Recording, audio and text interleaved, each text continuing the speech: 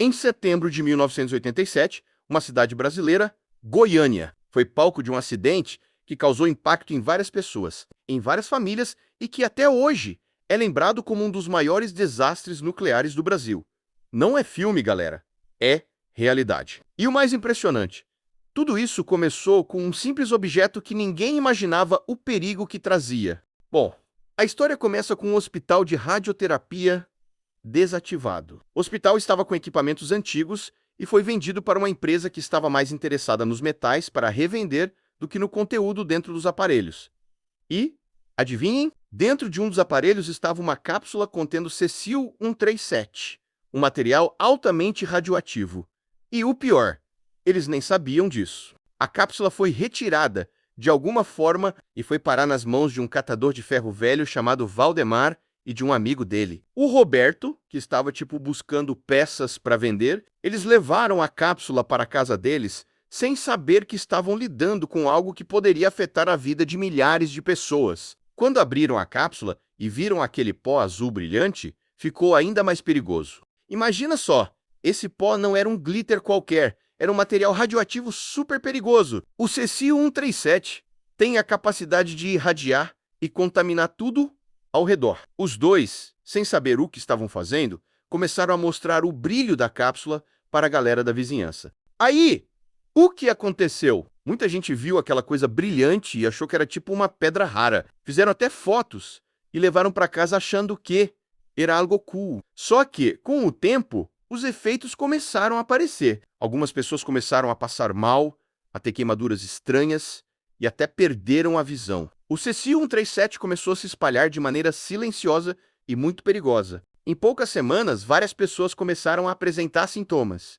O número de pessoas contaminadas subiu rápido. No total, mais de 250 pessoas tiveram contato direto com a substância e pelo menos 4 morreram. A cidade ficou em pânico e o Brasil inteiro foi afetado, porque esse tipo de acidente não é algo que a gente vê todo dia. A família do catador, que foi a principal responsável por espalhar o cecil-137, também foi fortemente atingida. O Roberto, que mexeu na cápsula, foi uma das primeiras vítimas a morrer, mas a maior tragédia foi o sofrimento de quem ficou exposto sem saber. Aos poucos, as autoridades começaram a agir. O governo federal, por meio da Comissão Nacional de Energia Nuclear, a CNN e o Exército Brasileiro, entrou em campo para tentar conter a contaminação. Não foi fácil. A cidade foi praticamente isolada em algumas áreas. Vários prédios e casas tiveram que ser descontaminados. Uma operação que durou semanas. Além disso, houve um grande trabalho de conscientização da população. A mídia, que estava acompanhando o caso de perto, ajudou a alertar as pessoas sobre os riscos de manipular objetos suspeitos e sobre o que fazer para se proteger. O acidente trouxe lições duras sobre o controle de materiais radioativos e a importância de manter um monitoramento rigoroso sobre substâncias tão perigosas. O caso também levantou questões sobre como o Brasil estava lidando com a segurança nuclear na época e gerou um alerta sobre o controle do lixo radioativo e a forma como materiais potencialmente perigosos podem ser descartados.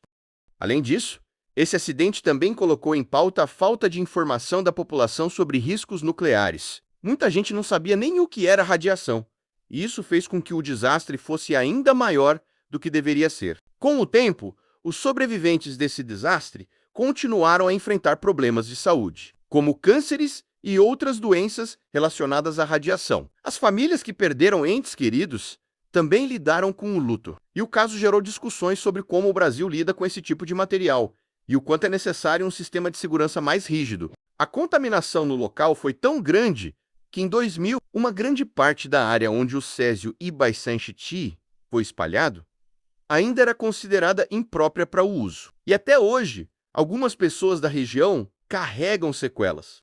Bom, galera, esse acidente é um lembrete de como a negligência pode gerar um estrago gigantesco. É por isso que é tão importante saber o que está acontecendo ao nosso redor e entender os riscos de certos materiais que, a princípio, podem parecer inofensivos. O caso do césio Ibaisanchiti é uma lição que a gente nunca deve esquecer. Então, se você gostou do vídeo, não esquece de dar aquele like, se inscrever e compartilhar com a galera, porque história de segurança, principalmente quando envolve coisas tão sérias, merece ser lembrada. Se você tem alguma dúvida ou quer saber mais sobre o assunto, manda nos comentários e a gente vai trocando ideia.